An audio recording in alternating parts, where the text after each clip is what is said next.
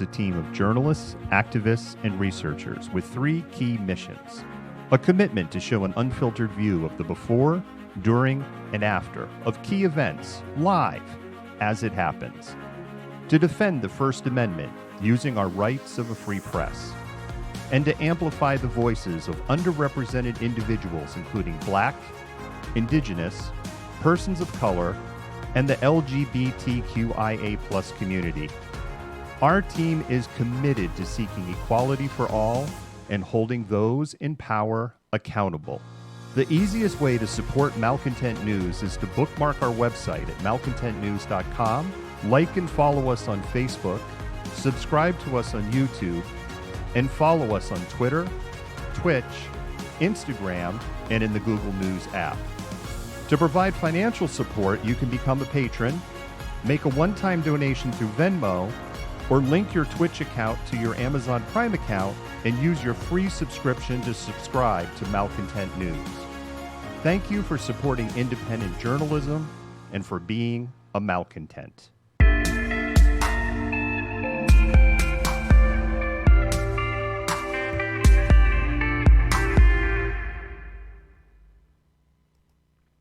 All right. Ian, thanks for the kudos. I really appreciate it. I'm glad to see you're on the chat. I was actually worried about you, my brother from another mother, because we hadn't seen you in a while.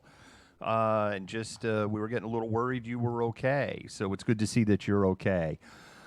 So let's unpack a little bit of what we've seen as best we can see here. So there were opening arguments that were made for having the trial, because essentially that's what this is. It's a Senate trial. The House writes up the articles of impeachment. The House either goes yes or no, these are valid. If they are valid, they pass the House. They go to the Senate. The Senate then has a trial. They actually vote on whether they should have the trial or not. This step here was the vote on the question of the constitutionality. It's worth pointing out that we have people like Senator Tuberville who are voting on the constitutionality of impeachment when they don't even know who the three branches of government are. So, in other words, a sixth grader who has finished the civics class in junior high school probably knows more about the three branches of government than the honorable senator from Alabama. God help us.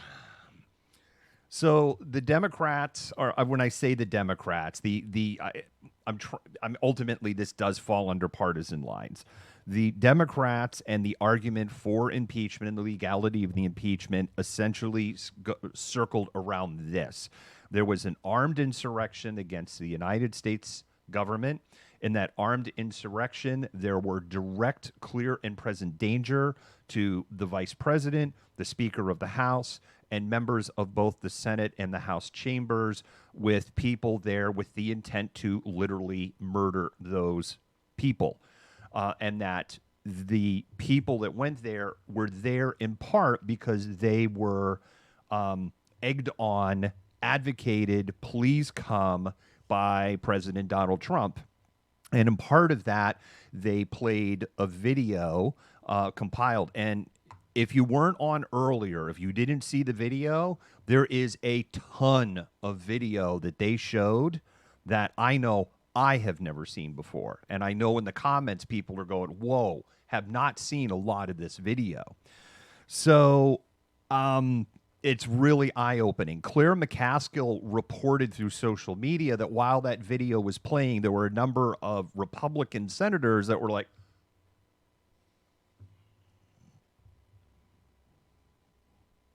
I don't see no video. I'm just telling you what she said.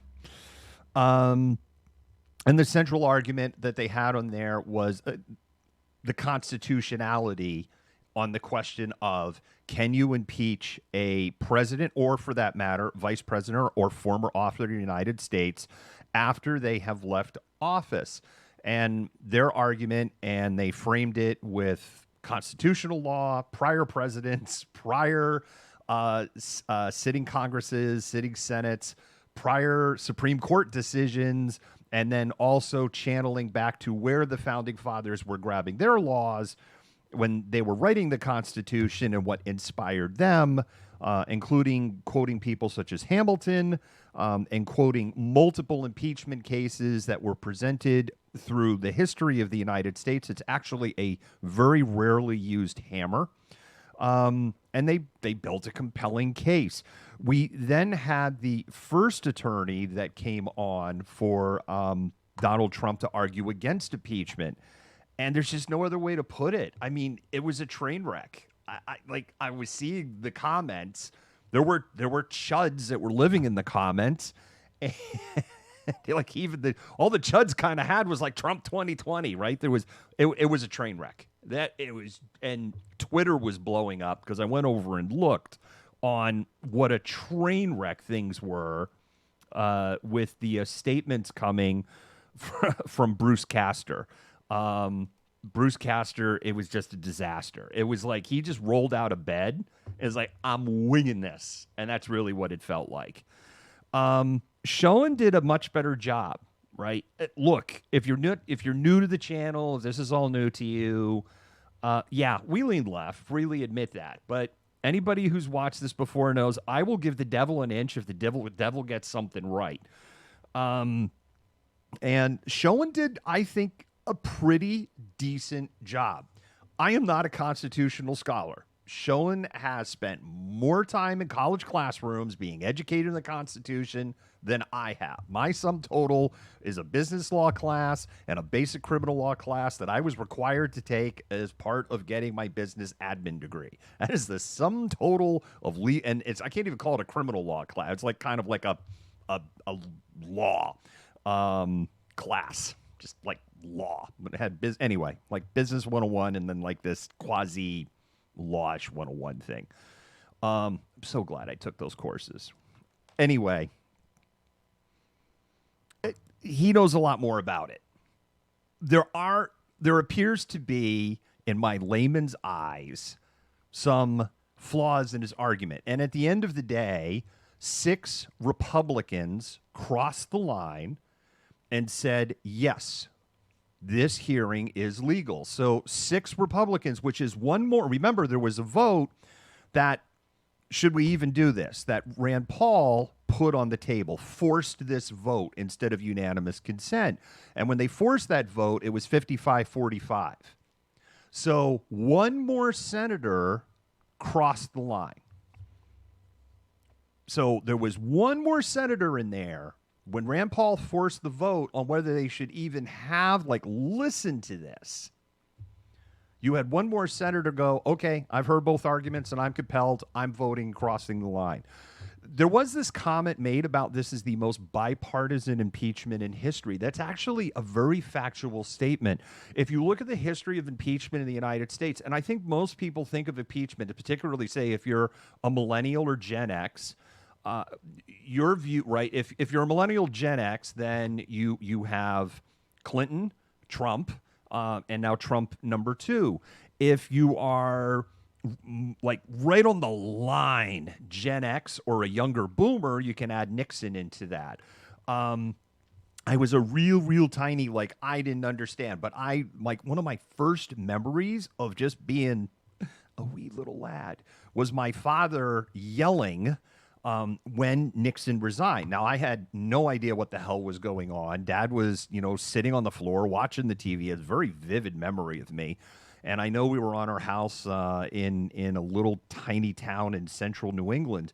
And I could see this visually in my head. It's when you're a really little, toddler and toddler or a young kid, and you have kind of those first memories, and it's they're so visceral and vivid. That's this one. And I remember Dad let out this cheer, and it startled me. I remember that.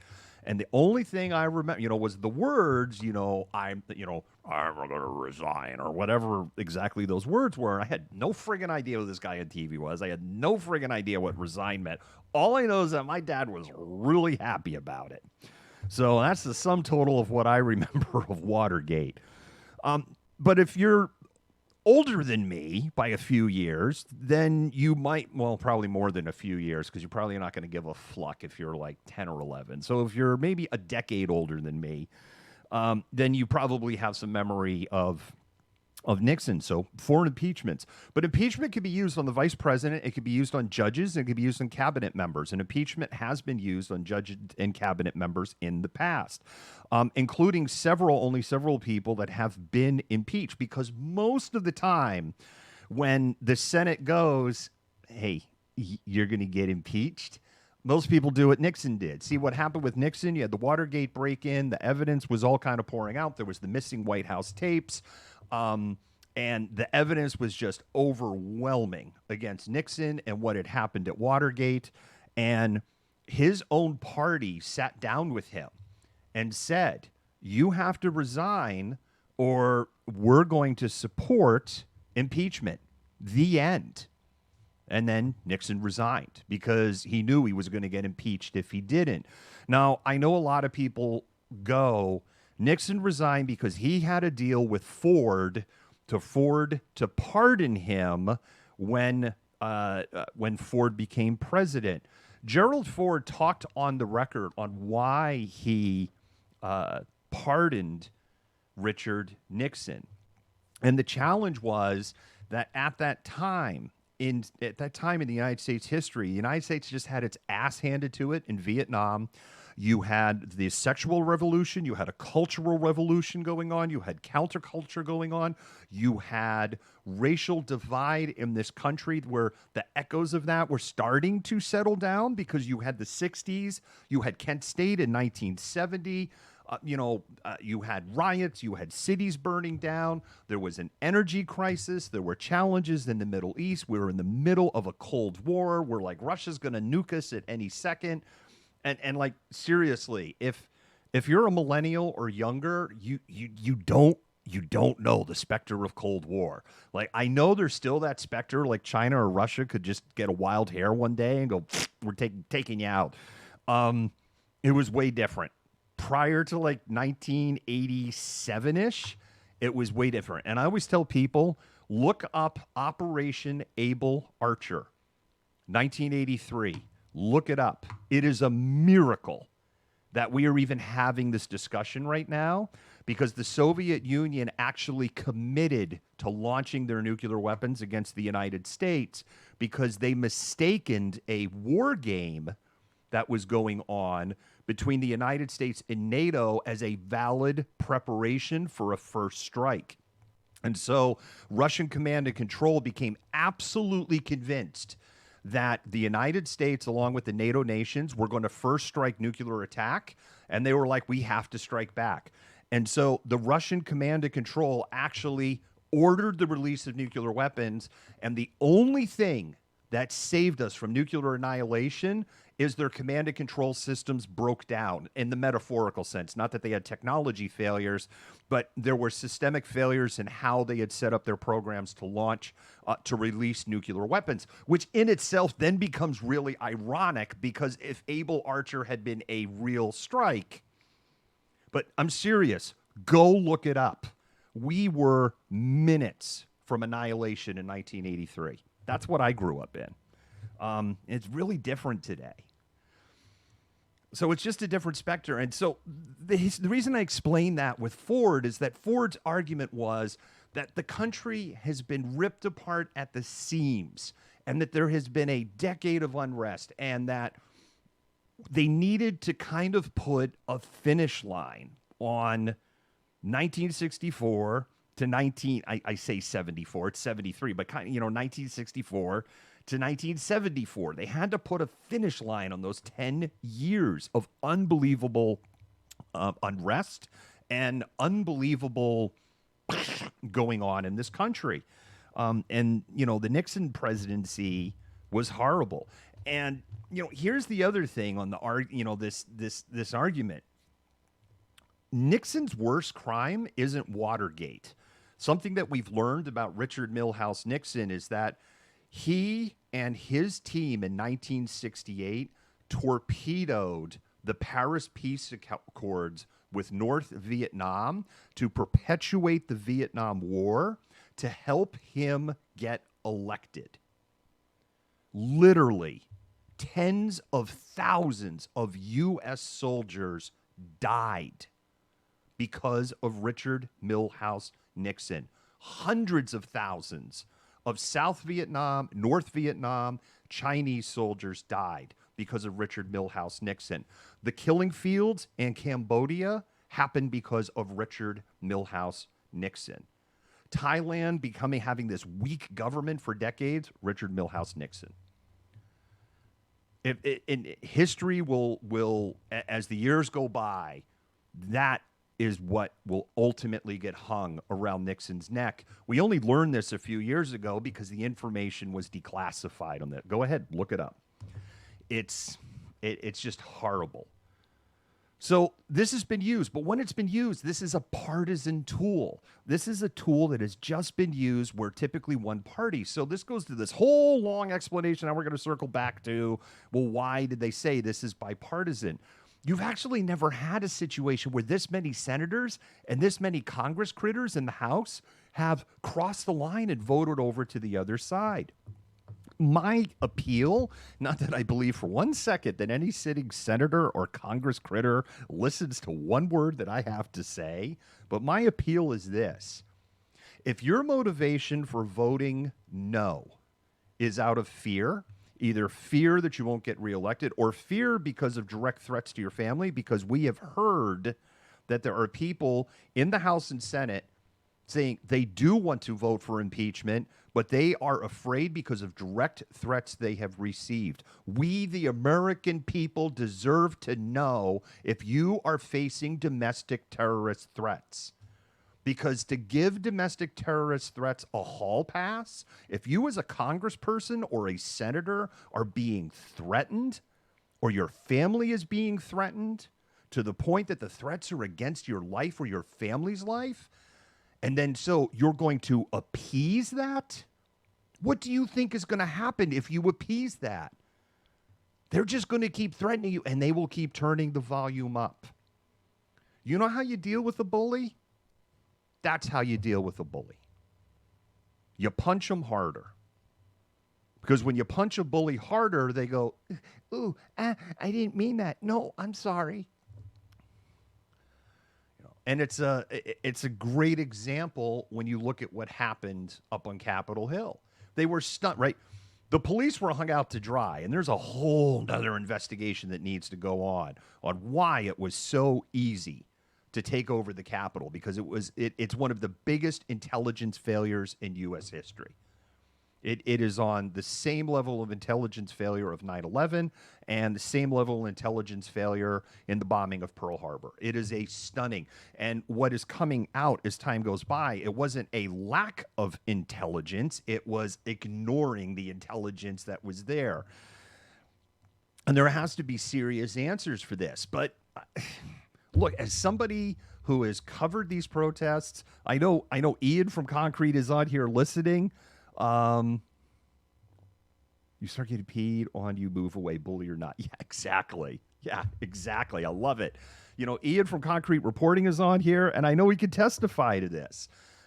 Because what I've witnessed being out in the field and filming protests, and being pepper sprayed and being, hit with batons and sucketed tear gas and getting hit with less lethal rounds and getting nailed with pepper balls.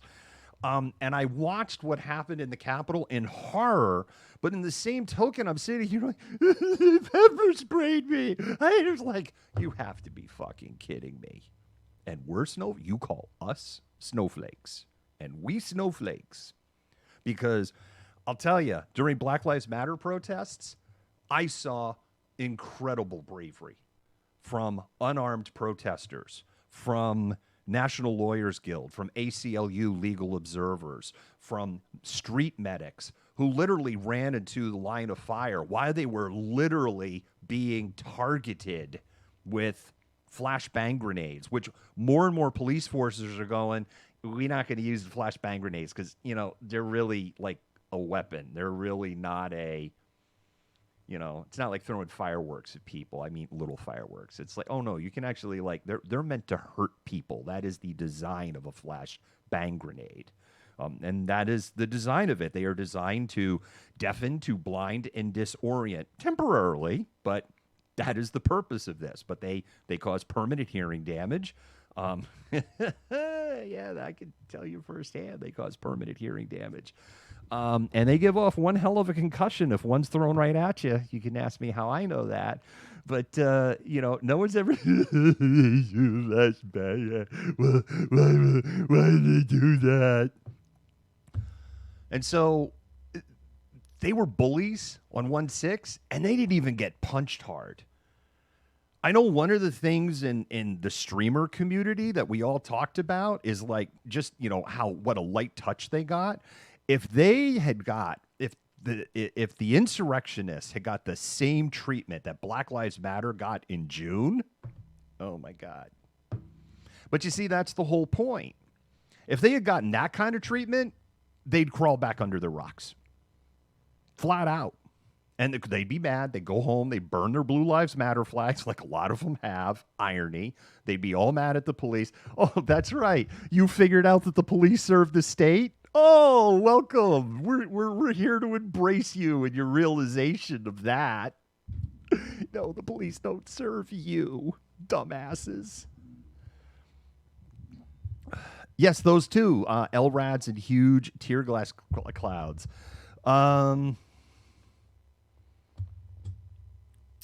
I don't know, Ian. I know Renee's lost some hearing, and Ian, I'm telling you, I'm feeling like I'm feeling in this side. The camera's reversed. It's this side. I feel like I've lost a little bit over in this side. I don't have a before or after test, so I can't. It's the school of public opinion. So trial starts tomorrow, 9 a.m. We'll be here tomorrow, 9 a.m.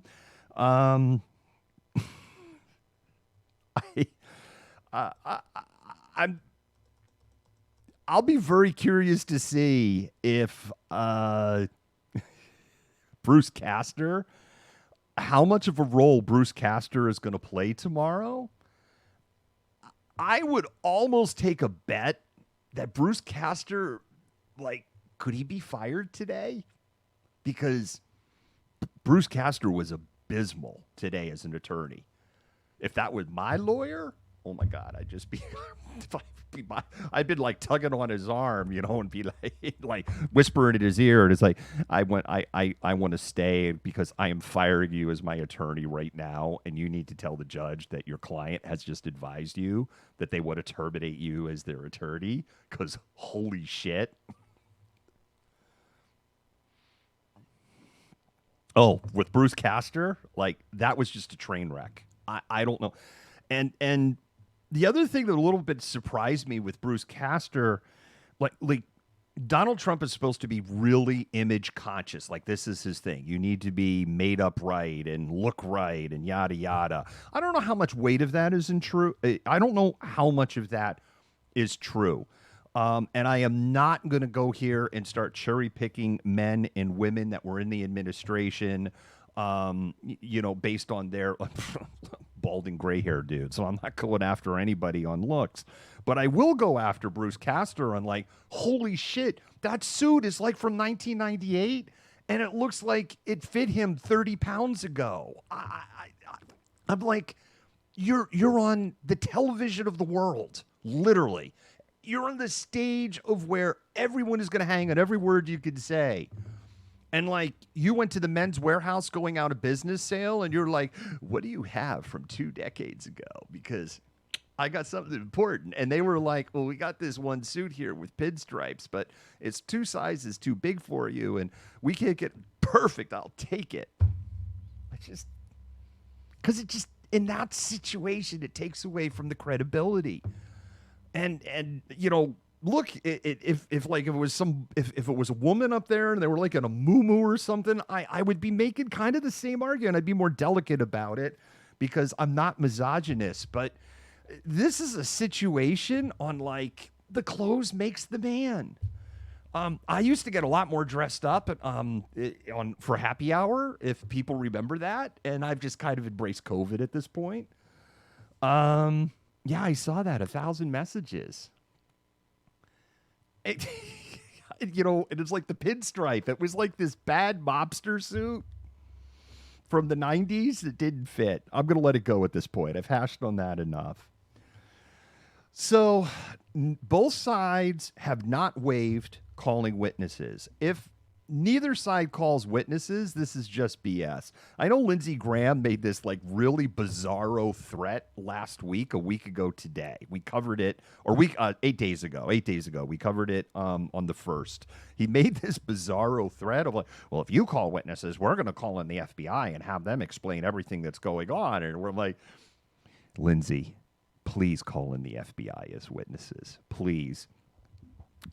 If it, my take on the legality, and the last thing I'll do is we'll talk about weather, and then I'm going to go. Here's my hot take on the legality of things. Here are the argument. I'm going to take Castor, and I'm just throwing out everything he said. Let's just throw that away. Let's focus on what Cohen said, because what Castor said was just incomprehensible. And basically, his argument was kind of, this is just a partisan hit job. The argument that they seem to be Cohen seems to be hanging his hat on is this. Couple of things. One, Donald Trump is now Citizen Trump. There is a path if you want to punish legally Citizen Trump, and that path of punishment is to charge him with a federal crime. I don't know if that's necessarily true or not, but then this gets into the January exception argument. And one of the things, this is why I am going to bring up, and why I would be like, Castor, I'd be like, dude, you're fired. You're just out of here. Because Castor's argued, they're not arguing for a January exception. He literally argued that. He literally said it. He called out, this idea of a January exception. And then Cohen comes up and basically argues for a January exception, right? This whole thing of the impeachment papers weren't presented to the Senate in time for the Senate to address it, that they had the time. And that is not true. And the other side is going to rip that argument to pieces. Yes, it is true. You're big. No, it's not true. Because the House went to McConnell and said, we're ready to give you the papers. And McConnell said, well, I'm not going to go ahead and take the Senate until 119, so that's all there is to it. And then Chuck Schumer said, well, we can declare a state of emergency, and I think insurrection is a state of emergency, and we can force an emergency seating of the Senate. But that takes agreement from Mitch McConnell as the minority and the majority leader after mine. And Mitch was like, I'm not going to agree with that. It's just, you're going to just go ahead and we'll see you on 120. But I support impeachment. I think what's happened was just simply terrible. And I'm totally in support of impeachment until this isn't my problem anymore, which happens on the 20th at noon, and then I'm going to be against impeachment because it's not my problem anymore, which is exactly what Mitch did. So they wanted to present the papers, and Mitch basically said that. And then when this was the push, there was nothing to go. Then, of course, the other argument that they made is they intentionally held the papers so that they would have a partisan Congress, a partisan Senate when they take control to then be able to drive the impeachment, which also isn't true because we already know that all they needed was 3 to cross the line when Mitch was in the House to go, can we have the hearing? And we knew there were more than 3. If anything, in the heat of that moment, there was probably a lot more than 3. And they wouldn't have the hearing because they're not going to delay the seating of the new Congress because this trial is going on. They would seat the new Senate on the 20th, just as they would with the transfer of power as it's outlined in the Constitution, which all of a sudden Donald Trump, through his lawyers, cares about. So it's an easily shreddable argument. And I prefaced all this going, look, I know I don't have lawyer, I don't have Esquire next to my name. I get it. But I do think I understand it enough, like the connect the dots to go. That argument doesn't hold water. The second thing was all this about Article 2, Section 4. Boy, he hammered the bejesus out of Article 2, Section 4 to the point it kind of felt like, let me throw a bunch of shit at the wall about Article 2, Section 4, and let me see if something sticks. if we put the words in the chat of Article 2, Section 4 up there, there's nothing in there that says that impeachment is only for a sitting president, vice president, or officer of the United States. Officer of the United States would be a senator, a congressperson, a cabinet member, a judge. There's nothing in there that says they have to be a sitting member. It just says that the remedy for impeachment is limited to removal from office and the inability to run from office in the future. That's it. Which why we get into this third argument of, well, there's another avenue. He's now Citizen Trump, so let's go ahead and just charge him through the Department of Justice. Quite frankly, I think the Department of Justice could build a very easy case on Citizen Trump, and then the remedy for that isn't, well, Citizen Trump can't run in a hold public office again. Citizen Trump could go to prison for 20 years. And Citizen Trump wouldn't be able to run for office while he's in prison. He certainly wouldn't be able to tweet or parlay or do anything else while he is sitting in prison. He would probably spend his potential 20 years in isolation because that is the only way they could protect him as a former president in prison. It puts him at way more legal risk. And the argument, of course, is disingenuous because what will happen if they try to, what will be the argument if they try to file papers through the Department of Justice and criminally hold him accountable as they would a ordinary citizen? Well, he was president at the time, so you can't do it. It's like, no, see, this goes back to the January exemption argument. So once again, President Trump is throwing us into a constitutional crisis because I truly believe that our founding fathers just couldn't fathom in their heads that the American people could be this fucking stupid to elect somebody, this fucking stupid president, to just try to rip the entire fabric of this country apart. I think our founding fathers would just be, what the fuck? What are you doing? One second. Hello. Queen Elizabeth, I'm talking to you on this demonic device. I know this is hard to believe, but this is traitor George Washington. I know, very hard to believe. But yes, apparently here in the former colonies of the United States, they've developed time travel. They've brought me back from the past. Oh, quite yes. No. The whole wooden teeth thing is complete bullshit. They're actually slave teeth because I was a bastard back then. Yes. Anyway, I understand that you are the ruler of England still. Yes. I was calling to negotiate a return of the colonies back to your rule because clearly we have left this nation in the hands of dullards.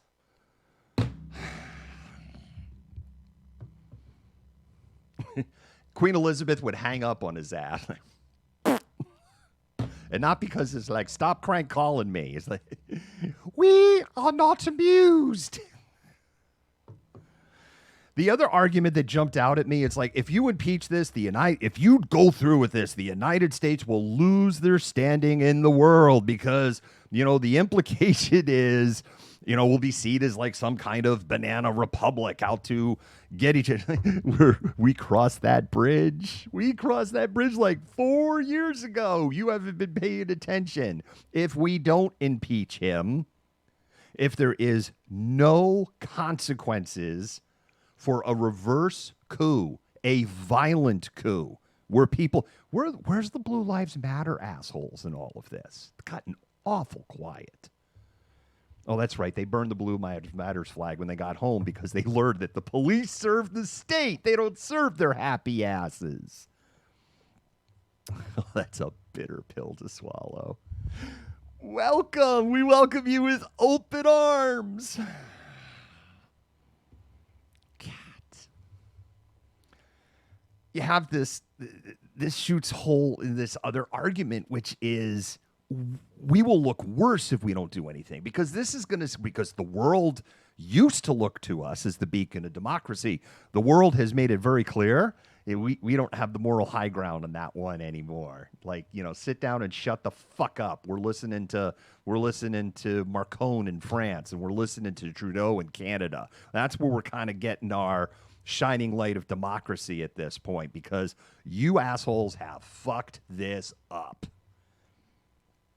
So sit down and don't forget, part of Make America Great Again was Make America Isolated Again. That is part of the big lie. And the tools that are used in the big lie. If we take a soft approach on this, this will look bad in the world. This will send a signal to developing nations. Hey, it's cool to overthrow your government. They did it in the United States. They did a reverse coup. Here's the other thing that's going to happen. Mark my words. I will just draw this line in the sand.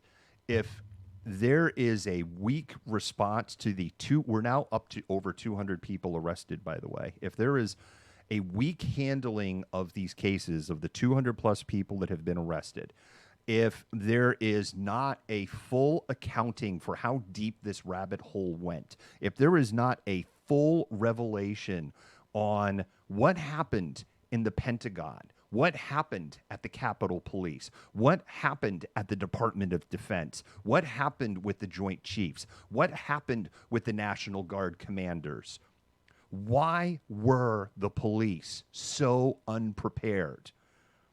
Because, again, I know Ian from Concrete Reporting's on here. Ian knew this was coming. We knew this was coming. Anybody who was spending even just a little bit of time in some of the dark rabbit holes of Telegram or 4chan knew this was coming because it was all out there. So what? The streamers in the United States of America are better intelligence gatherers than the NSA, CIA, FBI.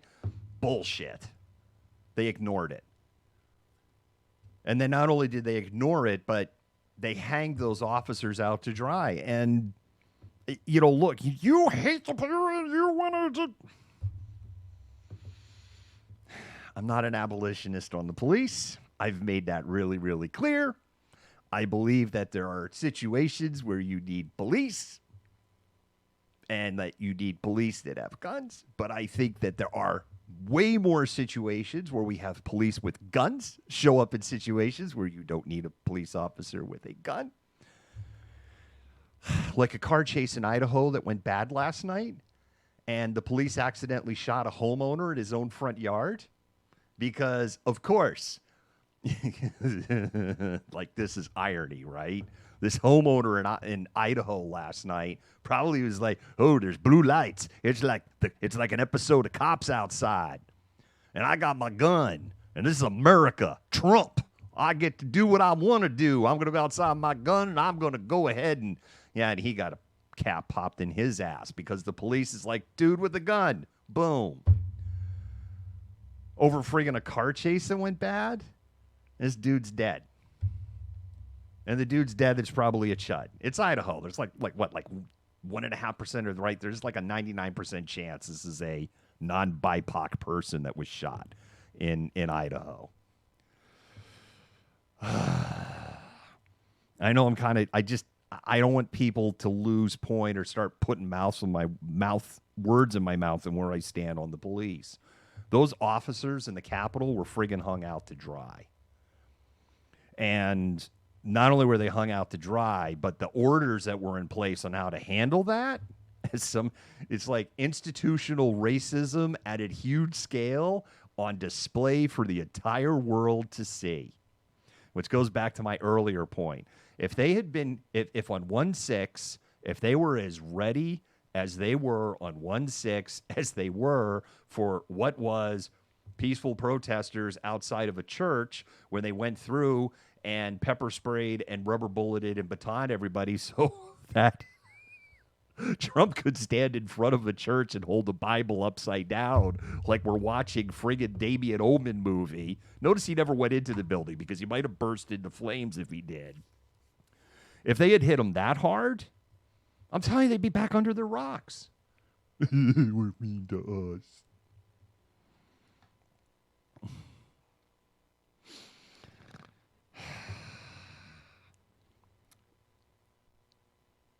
So, history, weather, done. Germany, 1923, November. Adolf Hitler and 2,000 armed supporters march into Munich to have a armed insurrection in Bavaria. They thought that they had support of regional commanders. They thought they had support of the police and army barracks. And does this all sound familiar? And so 2,000 of them marched in Munich with clear, specific goals, which for that time would make sense, right? They want to occupy key government offices. They want to occupy the telegraph office. They want to occupy the radio station, right? All of this makes sense, right? And turns out, yeah, they didn't have the support of the police or the regional commanders or any of that. 16 people killed in gun battles. We had 7, not all in gun battles, but 7 people died. So 16 people killed in the beer hall. It's called the Beer Hall Putsch. Several key supporters of Adolf Hitler were wounded in gun battles. Hitler, for whatever it's worth, as a former combat soldier who saw combat, was on the front lines of all of this. Hitler was arrested. There was a show trial. He was given a very lenient sentence. He was treated like a celebrity in prison. He had his own bodyguard while he was in prison. He had people coming in and out. He was reading voraciously, and he wrote Mein Kampf while he was in prison. Now, the other thing that they did is other people and architects were put in prison, but also given very short and lenient sentences by the Weimar Republic because we just want to move on. We just had this World War I thing, and there's a lot of division, and people are upset, and we have leftists and rightists fighting each other in the streets and street brawls, and we just want this to go away. So we're going to take a soft approach on this. Look up your history. December 1924, Hitler is released out of prison for trying to overthrow the German government. Now, the other thing that the German government did is they said, no more Nazi party. And Hitler said, I'm cool with that. You know why Hitler was cool with no more Nazi party? Because then nobody else could rise to ascendancy within the party while he was sitting in prison. And so he had an agreement with the leaders that were not arrested that they would be, no. Let them parking lot the Nazi party. They could say no. And Goebbels is going to go, because Goebbels was the propaganda minister. Goebbels is going to go. He's going to start buying up some newspapers. So we're not going to be Nazi party, but we're going to keep spreading the big lie.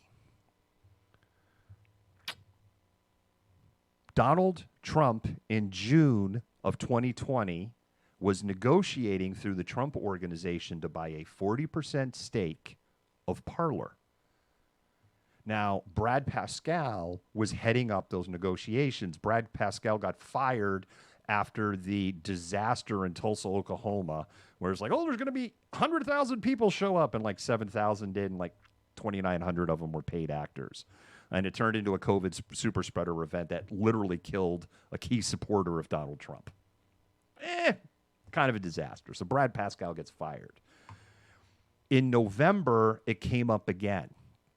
And that ended on the day after the insurrection when the word was coming down that the plug was going to get pulled on Parler.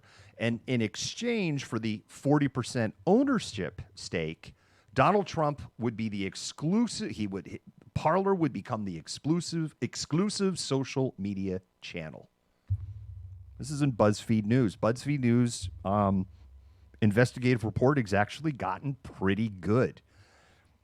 They've done a pretty amazing job of pivoting from like cutesy social media videos to a news organization. That sounds kind of Goebbelish, doesn't it? Right? Because, you're not going to buy newspapers today. You're not going to buy radio stations today. TV station ownership is so consolidated at this point, so you're not going to buy like an individual TV station. But why would he want a 40% stake in Parler and then use that as the exclusive channel? So Goebbels keeps the communication going out. Now, Hitler gets out of prison, But the whole message of the Nazi Party it's dead in the water because something's happened while he was in prison over those 13 months. And what happened is that the German economy got a lot better. And that improvement in the economy, people aren't fearful. So the message of the big lie that, it's the Jews and the bankers and they stabbed you in the back, and it's the liberals and communists and Bolsheviks are coming, and when the Jews and the communists and the Bolsheviks come into power, they're going to allow all of these immigrants to come into the country. They're going to take away all your jobs, and you are going to lose your position in the world. Does this sound familiar? Look it up.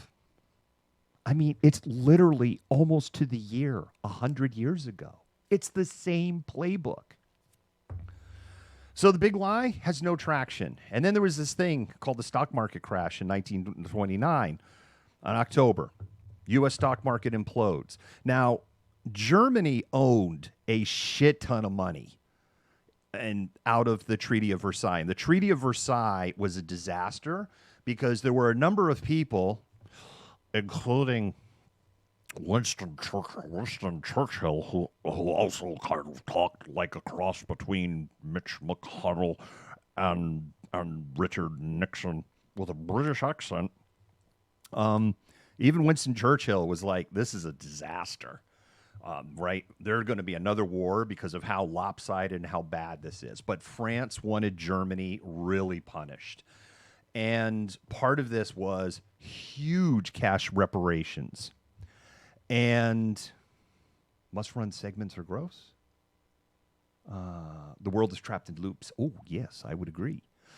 So they had to pay these massive reparations that Germany was having a hard time paying.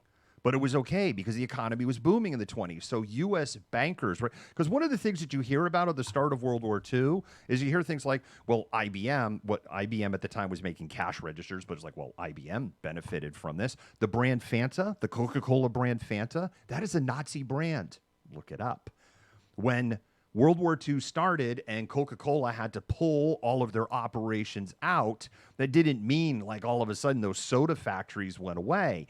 And then the Nazis were like, shit, we don't have Coca-Cola syrup anymore. We got this Coca-Cola factory, though.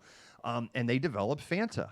Fanta's a Nazi brand. And then you hear about Ford, of course, because Henry Ford's I could do a whole separate thing on what a piece of human shit he was. Henry Ford was a friggin', he got an award from Adolf Hitler in 1938, and he actually went to go get it. It's kind of all you need to know about Henry Ford. When Dr. and Mrs. Malcontent learned about this, she's like, we are never going to own a Ford vehicle again in our life. See, Dr. and Mrs. Malcontent's father was born in 1943 in Stalingrad. So she got kind of some strong opinions on Nazis. Imagine that. Because, being born in Stalingrad in 1943, you're going to hear shit as you're starting to grow up. The apartment building that she first lived in still had like bullet holes and shrapnel marks from World War II in it. Just a little history reminder every time you're walking in and out of the building. So the U.S. was pouring money into Germany to help them with the payments. U.S. stock market crashes. So U.S. investors yank all their money out of Germany. They bring the capital back in the United States because banking has collapsed. There's no FDIC at that time. This is why we have the FDIC. Thank you, FDR. Because when banks went bankrupt, you lost all of your money, which is why people were keeping money in mattresses, blah, blah, blah, blah, blah. Yes, once upon a time, people literally were hiding their money like in mattresses. Germany couldn't make their payments. France took over the Ruhr Valley. And because this was part of the reparations, and the Ruhr Valley was this industrial area of Germany. It would be like some country coming in and saying, okay, we're taking over California because you're not keeping up on payments. So we're repossessing California. Now, I know for some chuds, they would be, well, I could just friggin' have If California was its own economy, it would be the 8th largest economy in the world. If you were to eliminate the California economy from the U.S. economy, it would be devastating to the U.S. economy. So they had the Ruhr Valley just ripped away from them from France. And this caused hyperinflation. And guess what? All of the message of the big lie all of a sudden resonated with the German people. See, outsiders came and they just took things from you. And now you're having to bring a wheelbarrow load of money just to buy a loaf of bread. And there is famine, like literally. There is no jobs. The money is worthless. The government has failed you. Adolf Hitler rose to power legally. Like a lot of people seem to think that Adolf Hitler came to power by just like, I'm going to stab and kill everyone, and then you are going to make me Supreme Chancellor Führer. And that's not how it went down. He did it through propaganda and 100% legally using the Weimar Republic's own laws against them. And then, as part of the conditions, they passed the Enabling Acts. And the Enabling Acts basically made Hitler an emperor. I can make decrees. I can do what I want. And the Reichstag, which would be the equivalent of parliament, or in the case of the United States Congress, cannot reverse my decrees. Now, the first thing in his negotiations that he made in coming into power, because they were going to power share. A lot of European democracies do power sharing. The parliament picks the president based on who controls the parties. The Nazi Party actually lost seats in the second election at the end of 1932. They had 37%. They dropped down to 32%. They lost popularity because people were kind of like starting to go, these fuckers are violent. Like, they're talking some scary shit, and I don't like the shit I'm seeing going on in my hood. So they were losing power. So he negotiated Hermann Goering to be the head of the Interior Minister.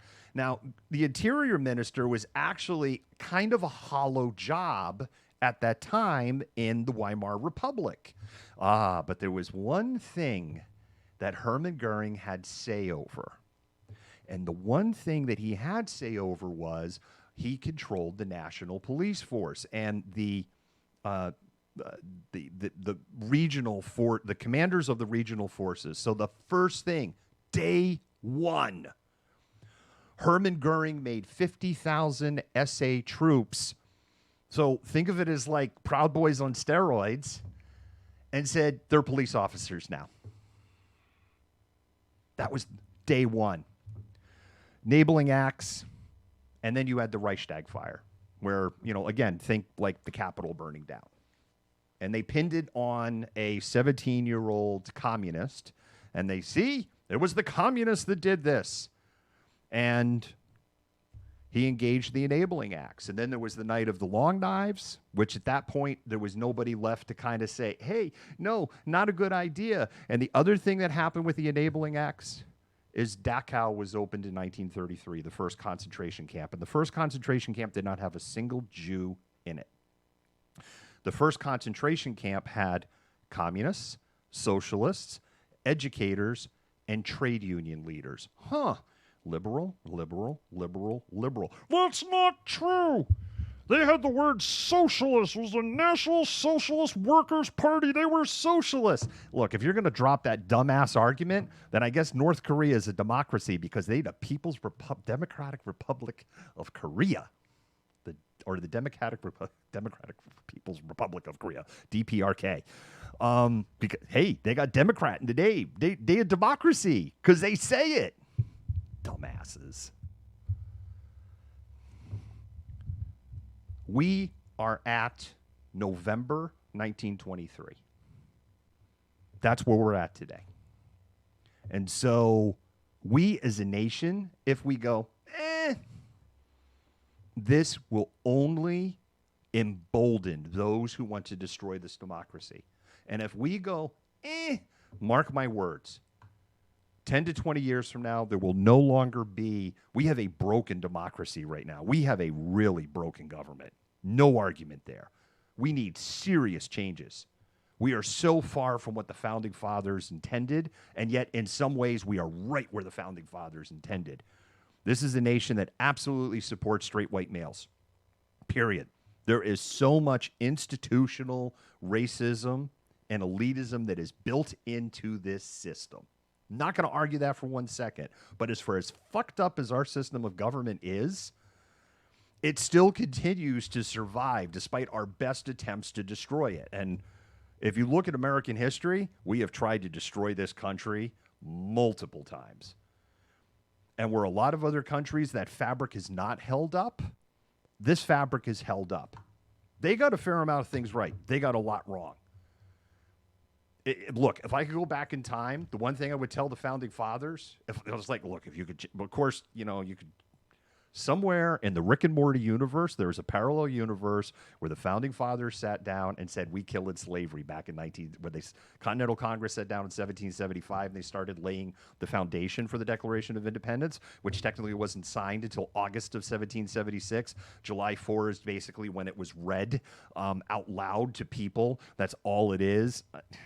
And I'm not minimizing the holiday, July 4th, but that's really what happened on July 4th. It actually wasn't signed by most delegates until about the end of August. Neither here nor there. If I could go back and say, you got it, like the whole slavery thing, like, no, you need to now kill it, end it now, end it here. If you're going to put those words, all men are created equal, then it's literally all men, human beings that are here in this country now. Indigenous, black, Chinese worker, they're all equal. And if that giving you the heebie-jeebies, I'm telling you, if you don't establish that now, here and now, you cannot fathom the mess that you will create and how this will continue to be hashed out 246 years from now in really ugly ways. John Adams,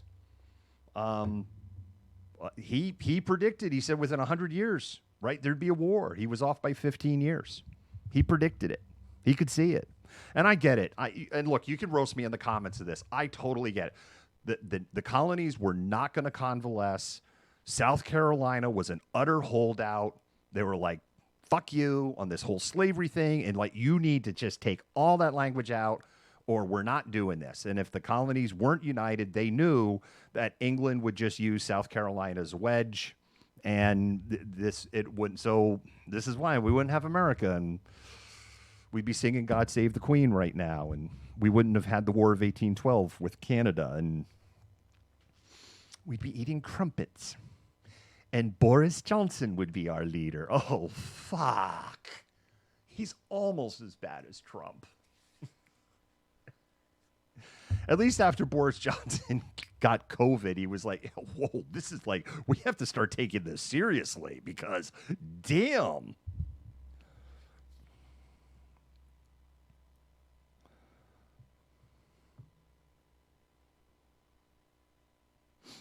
It looks like people are agreeing with me. I'm just pausing to kind of read the comments as they're going here. Anyway, that's the history lesson. If we don't come down hard on the architects of this, if we don't root out in the Department of Defense, at the Pentagon, at the Capitol Police, in our intelligence agencies, and the FBI, the people that were like, not this text here saying like all hell's going to break loose tomorrow. Delete. We got to find those people. We have to hold them accountable. If we don't have this reckoning, it's just not going to be good. It's not, because what it will enable the people that want to put a white nationalist government in this country, the lesson they're going to be taught is, see, you can get away with it. We got away with it. And people here in America love getting away with it. There's nothing that's more American than getting away with it. All right. Let's talk about weather. I alluded to it. It was on the ticker, or it's on the ticker. People on the cell phones probably can't read the ticker, or they're probably like, ticker?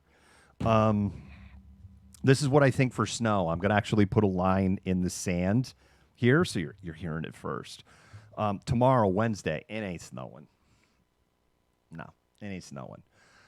Thursday afternoon is looking like starting around Thursday afternoon, 5 o'clock. I'm actually feeling confident enough to like drop some time around it. Talking Seattle area, 5 o'clock, 6 o'clock.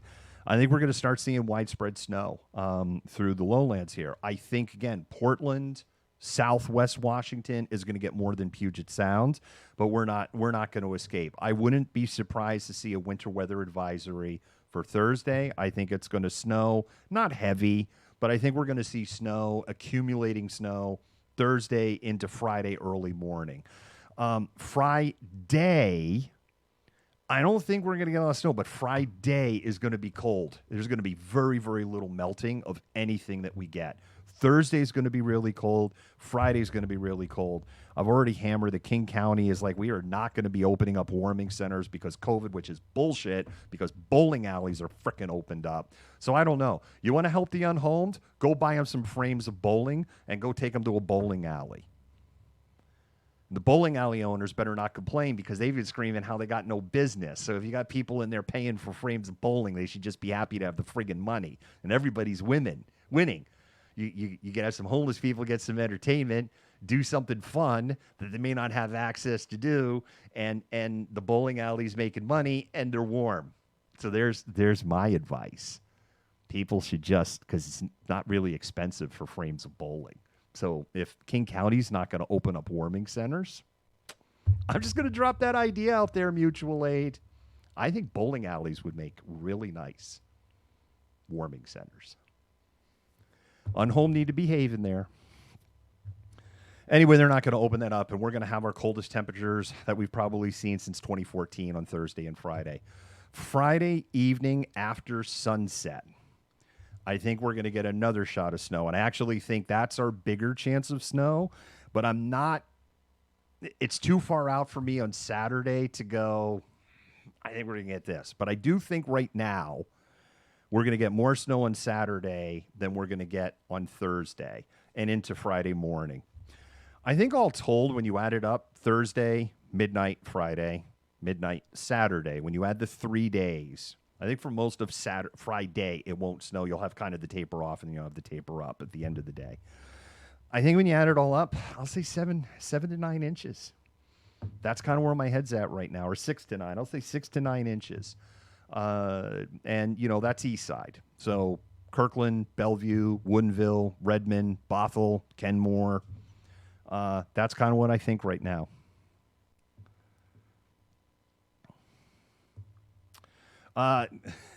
Kimberly, I think on happy hour on Thursday at 8 o'clock, I think it's snowing out. Check it out. It's snowing outside. That's what I think. So that's where we're at. Thank you, everybody, for tuning in today. Keep your fingers crossed. We'll hear about my COVID test tomorrow. As I've been saying, I think people have seen, if you stick through a lot of this, you've seen that I probably have been coughing a few times. You probably just seen the visual, or you catch me turning the mic off and coughing. I have a little bit of a cough, a little bit of sore throat. I've had a headache for like 2 days. But my sense of smell is just about wiped out. It's not gone. It's like if I get straight coffee grounds, put my nose right in it, and go, I can smell them. But my sense of smell is it's like it's almost wiped out, which is why I ran and got a COVID test first thing this morning. Because if I check the box, I've got 4 symptoms. Don't have a temperature. Clearly, if I'm COVID positive right now, I'm not saying I am, but clearly if I'm COVID positive right now, it's a mild case, and hopefully it stays that way. Pretty healthy for my age and take care of myself, so I think that'll pay that off.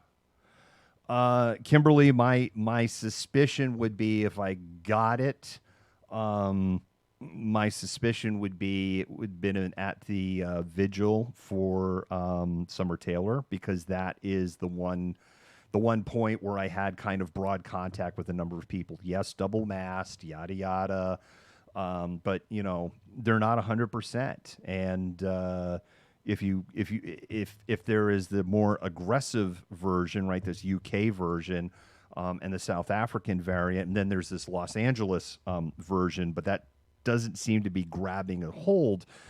They don't need anywhere near the viral load that the current dominant strain in the United States has. I know I'm super cautious, and I don't shake hands, and I generally try to stay in the rear with the rear, and I generally don't gather in with people. And it was a relatively small group of people, and a fair number of known entities were there, people that I know that generally care for themselves, and also, as we've said many times, protesters are super motivated to stay masked up because thanks to the behavior of the Seattle Police Department, hey, chuds, wearing a mask, like you wear an N95 mask and you get pepper sprays up in the air, it's not perfect, but it helps. You get it like face full of the stuff, yeah, then an N95 is not going to help. But I'll tell you straight up, you wearing an N95 and it gets spicy all around you, even if like pepper spray is literally like the length of my arm here going off to the point like, holy shit, I can't see out of this eye, you're still breathing. You're absolutely still breathing. It definitely helps. It doesn't help for shit with tear gas, but they do help with pepper spray. Chuds. They also help if you're going to be friggin' Instagramming yourself, trying to overthrow the government, kind of hide your identity a little bit. I know, but I am very careful. But there's always a calculated risk going out in the field and filming this stuff. So. Yeah, Courtney's saying N95s take that's a good way to put it. They take the edge off of the spice. Yes, big thanks to our patrons. We've run and I'll close with that roll. And if you're new to the channel and you're like, wow, this is a pretty good history lesson. This is kind of like a smart dude. It's not normally me just up here blovulating. Seriously, it's not. You can check out Happy Hour. We had Happy Hour just yesterday, and the cool thing about the Happy Hour we had yesterday, I would say everything the big stories, everything we covered was evergreen. In other words, if you're watching, it's like, well, I already knew that. So nah. That's a special happy hour we had last night. Oh, Callie, believe me, there's people who think I blovulate. Callie, how come you're not streaming anymore? You used to stream a lot. Are you just, or am I mixing you up with a different Callie, by the way? Because I'm pretty sure you're the same Callie. And we watched your stream. We shared some of yours. We would share your streams if they were on SPN. We would share some of them on the SPN through that. Just rarely. Okay. Because you used to stream a lot more. I will definitely let people know what the situation is. I should know by tomorrow morning my test results. I went through the drive-through clinic. I definitely let the person, I just opened the window that far and I'm like, so why are you here today? Because I'm symptomatic. Like, ooh. So I could tell you if you tell them that you're symptomatic, they handle things differently. You just hold your driver's license up on the window. They don't take anything out of your vehicle. They do pass the thing to you, the little vial that they put the test example in. And they flagged my vehicle. They put like a thing on the mirror of my vehicle that I saw other people didn't get. So that was definitely something to indicate to the people when you get up into the that garage area to go, hey, might they're here not because like they feel like getting a chunk of their brain removed by a Q-tip. Thank you so much, Boomer, for calling it out. Yeah, I should have called that. Happy hour is on Monday and Thursdays at 8 o'clock. We did do a happy hour on Saturday last week because we were filming the protest on Thursday, which is, again, the window lines up, unfortunately, to where I'm not feeling well and covering that protest on Thursday. The other thing, I had real work where we had a photo shoot a few days earlier than that. We had to notify that client, which I don't know, the client's not happy. Wow. So, and I'll have to let the client, of course, know what the status on that is. And yes, absolutely, if I test positive, I'm definitely going to let protest organizers know that, it was, either I picked it up there or it was cooking in me when I was there. So...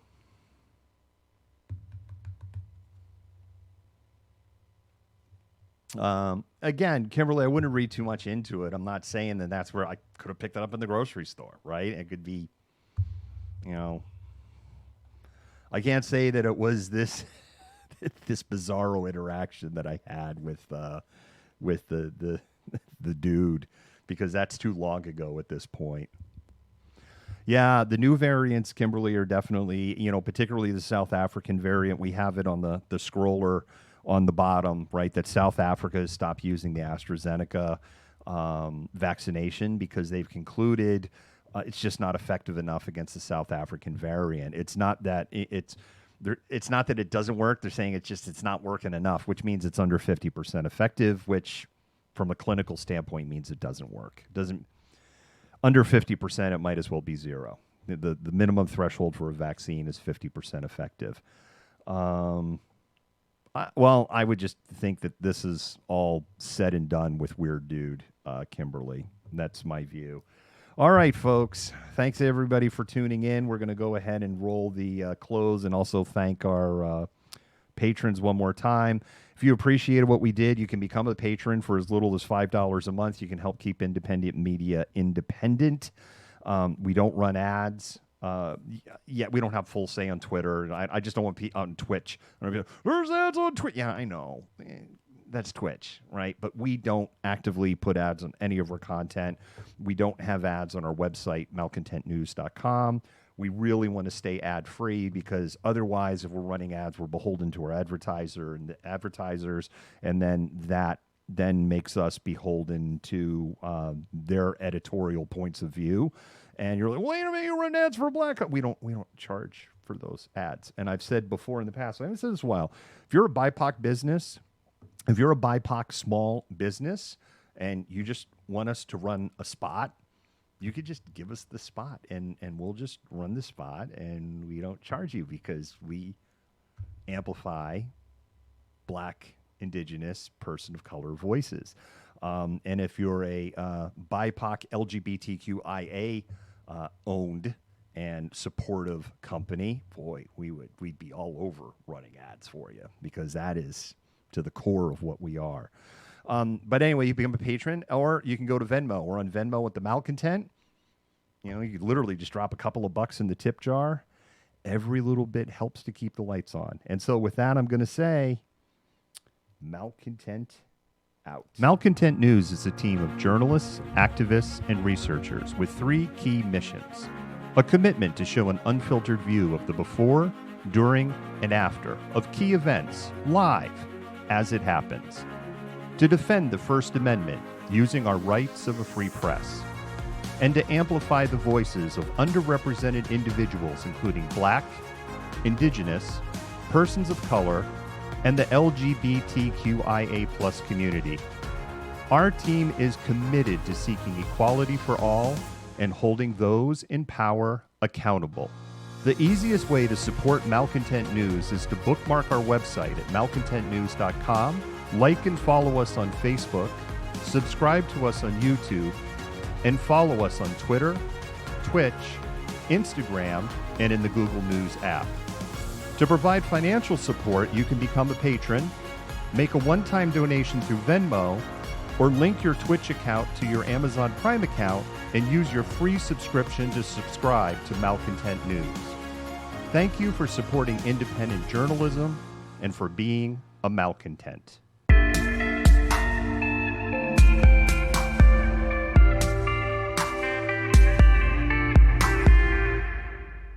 You fit the profile. You're the malcontent. Nobody wants to hear the nonsensical ravings of a loudmouth malcontent. He said malcontent Antifa, fuck you. You are the biggest hypocrite on the face of the planet. I say that you're a terrible reporter. That's what I say.